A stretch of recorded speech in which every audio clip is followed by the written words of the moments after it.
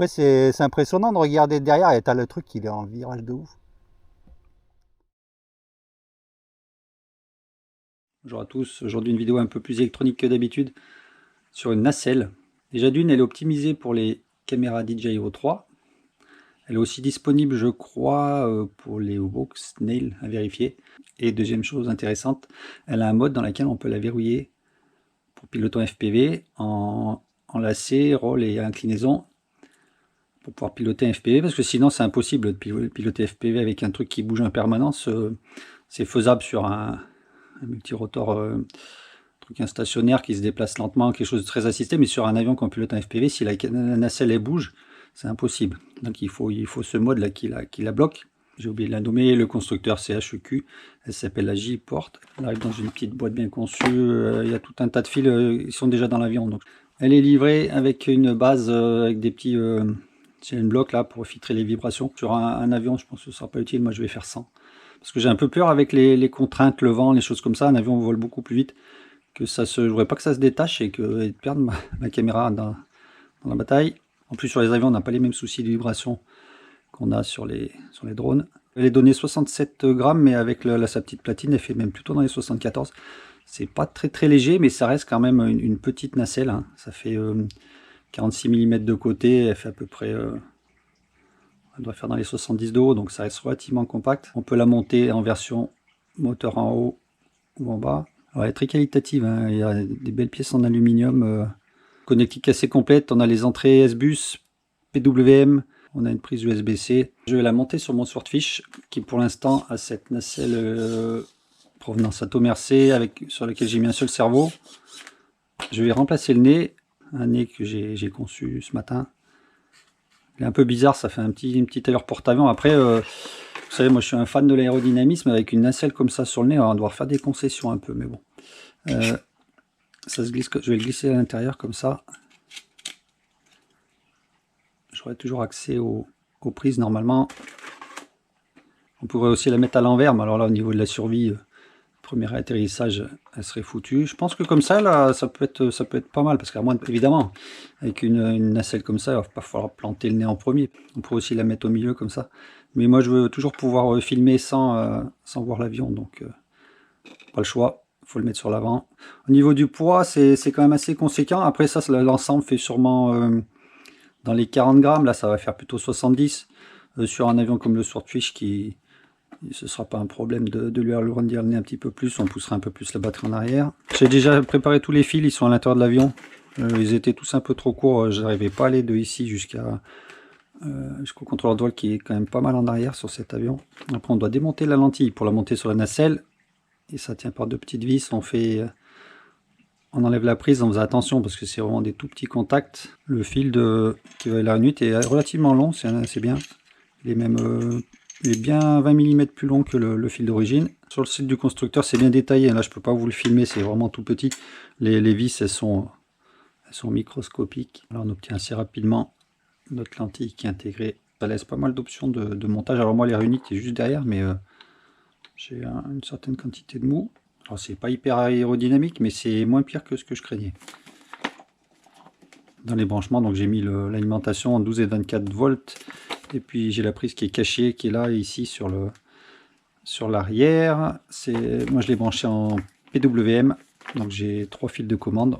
Dans le soft, cette nacelle, on peut la commander de deux façons, soit en S-Bus, soit en PWM. Moi j'ai un récepteur Express LRS, donc son protocole c'est le CRSF. Donc je ne peux pas utiliser le S-Bus, donc je suis parti sur le PWM. J'ai 3 sorties dispo sur ma carte de vol, donc ça tombe bien. La première sortie, je m'en sers pour contrôler le lacet, donc tourner la caméra de droite à gauche. La deuxième pour l'inclinaison, donc l'incliner vers le haut, vers le bas. Et la troisième sert à la bloquer au centre. Soit en mode angle, c'est proportionnel à la position de la commande, soit en mode speed. Ce qu'ils appellent speed, on règle l'angle de rotation. Donc si on garde le stick sur la gauche, elle va se déplacer tout doucement sur la gauche. Si on pousse le stick un peu plus fort, elle va se déplacer plus vite. Moi je l'ai mis en angle, ça me correspond mieux. Et tout en bas du soft, on a une zone pour mettre à jour le logiciel. Incroyable ce temps là, il fait lourd, pas de vent. Ouais. De là la fourmi, t'as pas envie d'être Et aussi, elle est faite, je pense, pour être montée dans l'autre sens. Elle a pas beaucoup de débattement vers le bas et je l'ai ralenti parce que sinon, si tu vas trop vite, il y a un bug sur le PVM. Si tu vas trop vite, tu vois, ça la faisait rebooter. Ils m'ont dit qu'ils allaient corriger ça sur le truc. Et donc, tu as ce mode-là, tu fais comme ça, elle est bloquée. Et quand elle est bloquée, elle vibre. Pas toujours. Après, mécaniquement, elle tape assez rapidement, elle tape là. En haut, elle fait quasiment le tour. Ouais.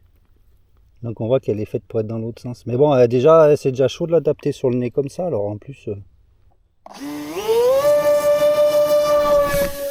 Oh, il est fait tirer, dis donc.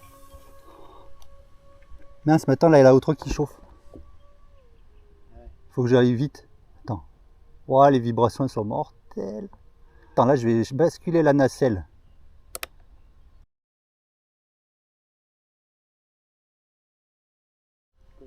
Ouais, là, j'ai mis en... Là, bon, je vais tourner la... Attends, je vais le mettre en pot solde. Ouais. Attends, je vais te le passer, tu vas halluciner. Vas-y, la gâche, elle est là, fais voir ta main. La molette sous la manette. Là. Oui, d'accord. Ah putain, Et oui, là, d'accord. tu vois l'avion qui est incliné à 45 Ah oui, degrés. d'accord. Ouais, ça fait bizarre. Après, c'est impressionnant de regarder derrière et t'as le truc qui est en virage de ouf.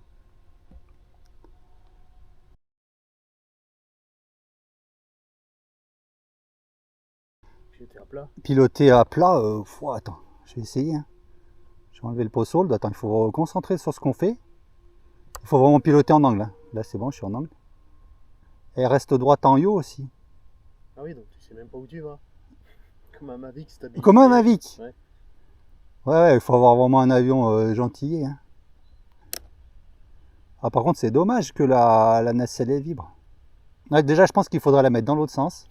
Et sur un avion, tu sais, genre une boule en dessous, quelque chose qui... Ouais, c'est ça, un gros avion avec une boule en dessous. Que ouais. tu... Je vais passer en... Il faut que je concentre sur pas faire n'importe... Ah ouais, quand tu mets le... C'est impressionnant, hein. On dirait que tu mets le Rocksteady en marche. Je pense que ça mériterait un mode intermédiaire où tu bloques le... Comment dire? Que le yaw, il reste toujours dans l'axe de l'avion, qu'il ne soit pas régulé, quoi. Et quand tu tires le stick, tu as un petit moment de panique, parce que quand tu es près du sol, il monte pas tout de suite, quoi. Bah ouais, ça réagit pas tout de suite. Attends, je vais monter fort pour voir.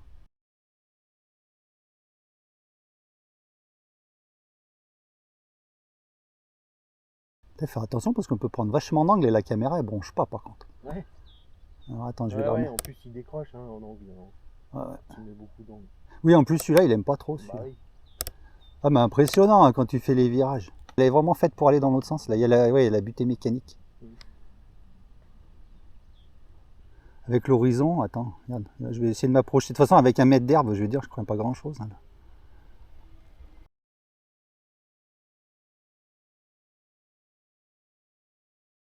Je vais essayer de poser par là. Il est tout en finesse. Par contre, là, le fait que la caméra... Wow. C'est un arbre, là. Oui. C'est un arbre. Ouais, il faut pas atterrir entre deux cailloux, mais... Non, ça se fait. On tourne à l'horizontale, c'est tellement perturbant. Alors, attends, 60 à l'heure. J'ai réussi à trouver la caméra qu'elle aille dans l'axe. Il manque quelque chose sur l'écran pour savoir... Comme quand tu pilotes un tank dans Battlefield, tu sais savoir où est l'avant et l'arrière. Ouais. Bah écoute, regarde, hop, hop, hop, hop. Bon, après là c'est un champ qui tolère ce genre d'athéro, mais...